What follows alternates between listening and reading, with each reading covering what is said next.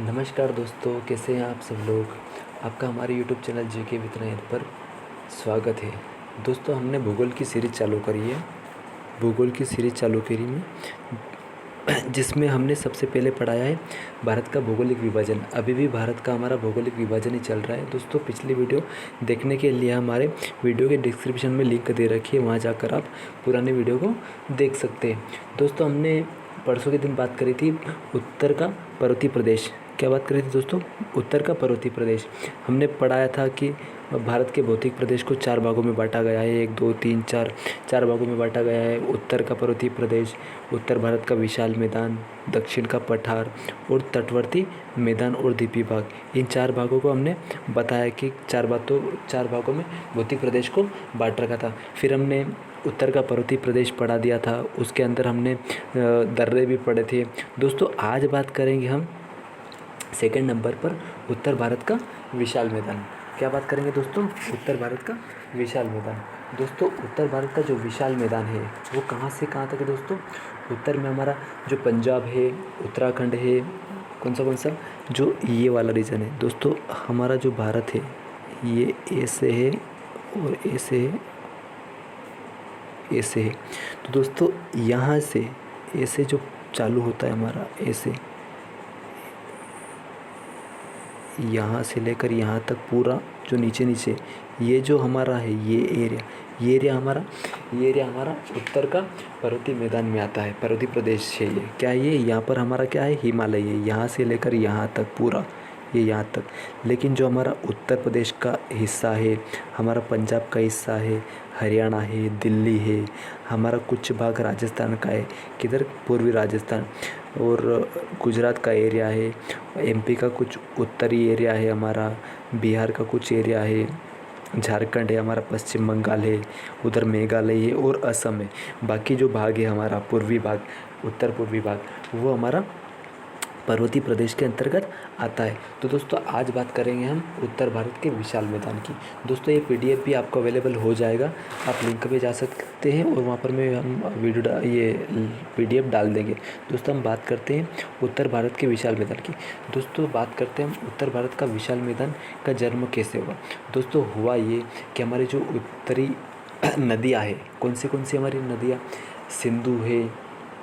सिंधु है हमारी, सिंधु की सहायक नदियाँ है, सिंधु, चेनाब, रावी, व्यास, सतलुज, है ना। ये सारी नदियाँ है। तो ये सारी नदियाँ हमारी, जब ये सारी नदियाँ और एक हमारी गंगा नदी है, नर्मदा नदी है, ब्रह्मपुत्र नदी है, जो ब्रह्मपुत्र नदी इधर से जाके इधर वापस हमारे इधर से आती है ना। तो ये सारी नदियों का जो बहने लगती है तो बहने पर पर्वतीय क्षेत्रों में बह कर ये मैदान में जब आती है तो वो अकेले नहीं आती है, उनके साथ में मिट्टी, कंकड़, पत्थर जो भी है उनके साथ में वो खींचकर लेकर आती है।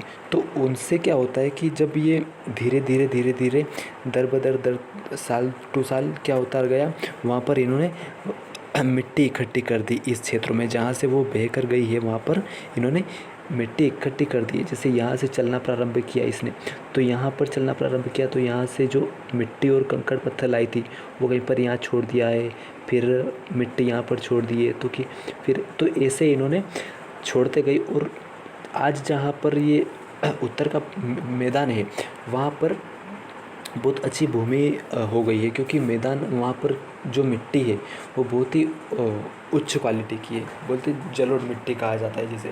तो उसको भी हमने 4 भागों में बांट रखा है हमारा उत्तर का विशाल मैदान को। दोस्तों, उत्तर के विशाल के मैदान की बात करें तो यह भारत की एक विशाल मैदान की अवस्थिति हिमालय पर्वत श्रेणी और प्रायद्वीपीय भारत के मध्य हिमालय से निकलने वाली नदियाँ जैसे गंगा, यमुना, है ना, ब्रह्मपुत्र, हमारी प्रायद्वीपीय भारत से आने वाली नदियाँ जैसे सोन, चंबल आदि के द्वारा बहाकर लाई गई मिट्टी को उपजाऊ मैदान का निर्माण हुआ। दोस्तों, बहुत ही उपजाऊ मिट्टी है ये, बहुत ही उपजाऊ मिट्टी का निर्माण हुआ इससे। दोस्तों, मैंने बताया कि उत्तर का जो पर्वतीय प्रदेश है और नीचे जो है हमारा प्रायद्वीपीय भारत, उसके बीच में हमारा ये उत्तर भारत का विशाल मैदान। दोस्तों, इसका जो क्षेत्रफल है वो कितना है हमारा? 7 लाख कितना है दोस्तों? 7 लाख कितना है? 7 लाख वर्ग किलोमीटर। और ये अनाजों के अतिरिक्त अन्य फसलें भी के लिए भी बहुत ही महत्वपूर्ण है। इन मैदानों को भारत का आधार भी कहा जाता है। दोस्तों, लगभग लगभग ज़्यादातर खेती यहीं पर की जाती है भारत की, क्योंकि बाकी जैसे पर्वतीय एरिया पर तो यहाँ पर तो खेती ज़्यादा होती नहीं है।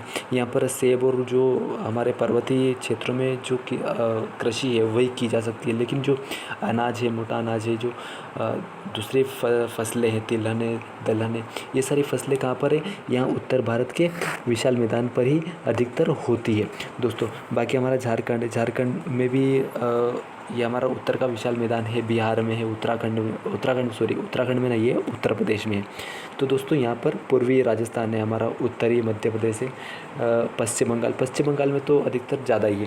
ठीक है दोस्तों, तो यह इसको 4 भागों में बांट सकते हैं हम। कितने भागों में दोस्तों? 4 भागों में। दोस्तों 4 भाग कौन से हमारा? एक भाबर प्रदेश हो गया, एक तराई प्रदेश हो गया, एक बांगर प्रदेश हो गया और एक खादर प्रदेश हो गया।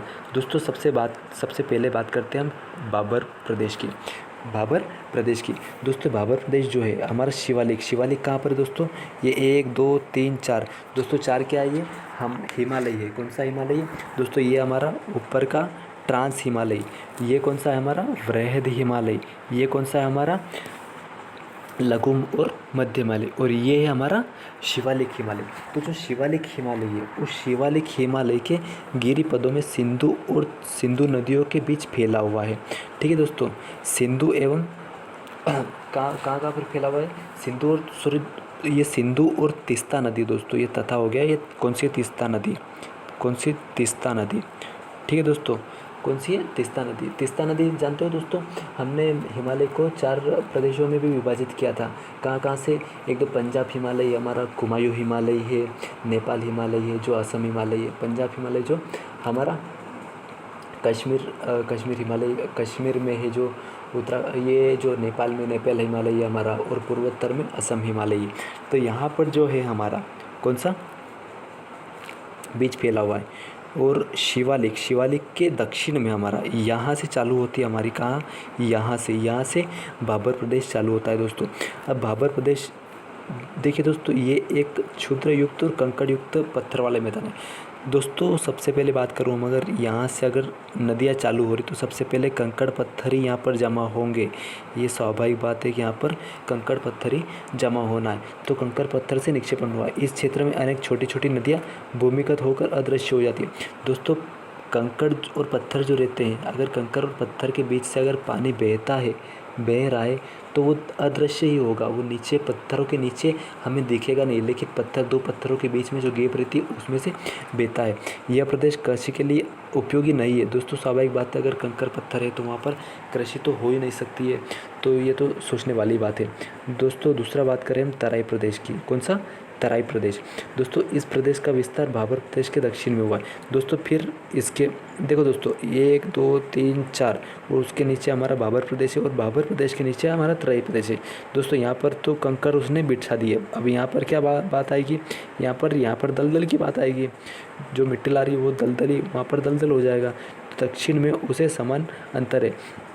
जो तराई प्रदेश की मुख्य नदियाँ, जो बाबर प्रदेश की मुख्य नदियाँ तराई क्षेत्र में पुनः प्रकट होती है दोस्तों। यहाँ पर जो कंकड़ पत्थर वाली है यहाँ पर तो अदृश्य हो जाएगी, लेकिन जो हमारा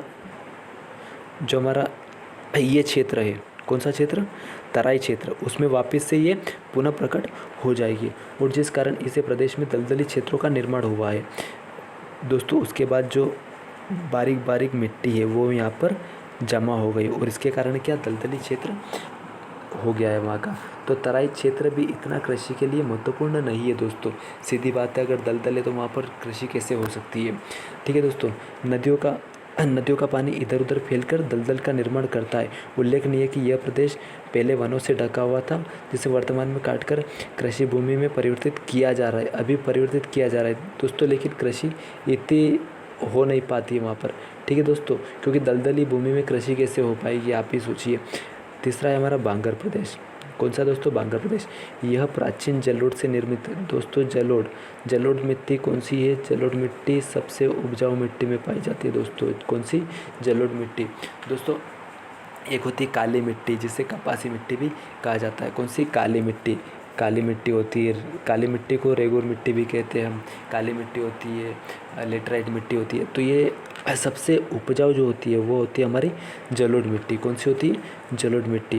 ठीक है दोस्तों, जलोढ़ मिट्टी है और यह प्रदेश की दर से तुलना से सबसे ऊंचा स्थान है। दोस्तों ये जो इन चारों में सबसे ऊंचा स्थान है बांगर प्रदेश, सबसे ऊंचा स्थान इसी का है, जिस कारण इस प्रदेश में बाढ़ का पानी सामान्य नहीं पहुंच पाता है। दोस्तों स्वाभाविक बात है, अगर ऊंचाई पर है हम लोग तो वहाँ पर पानी कैसे आएगा? पानी तो बाढ़ तो आ ही नहीं सकती है। बांगर प्रदेश का विस्तार मुख्यतः दो नदियों के मध्य वाले भाग में पाया जाता है। गंगा यमुना का दो आप एवं सतलज का मैदान इसका उदाहरण है। दोस्तों ये आती है गंगा और ये आती है यमुना यहाँ पर, और ये हमारा मध्य प्रदेश है ना। तो यहाँ से जो दोआब है यहाँ पर का, और ये है हमारी सतलज नदी, जो सतलज नदी निकलती है। तो ये जो दोआब है इसी को हम बांगर प्रदेश कहा जाता है। यह प्रदेश कृषि के दृष्टिकोण से खादर की अपेक्षा कम उपजाऊ है। दोस्तों खादर जो है वो और भी ज़्यादा उपजाऊ है, सबसे ज़्यादा उपजाऊ है। खादर मिट्टी के क्षेत्रों में अत्यधिक सिंचाई के कारण कहीं कहीं भूमि पर नमक की सफ़ेद परत बन जाती है। दोस्तों होता ये है कि यहाँ पर अत्यधिक सिंचाई, दोस्तों यहाँ पर पानी ज़्यादा है इसलिए यहाँ पर जो नमक है, नमक की परत बन जाती है। कहाँ पर? मिट्टी के ऊपर, ऊपरी जो सतह है उसके ऊपर, जिसे रेह या दोस्तों ये ले हो गया, यहाँ पर रेह या कल्लर के नाम से जाना जाता है।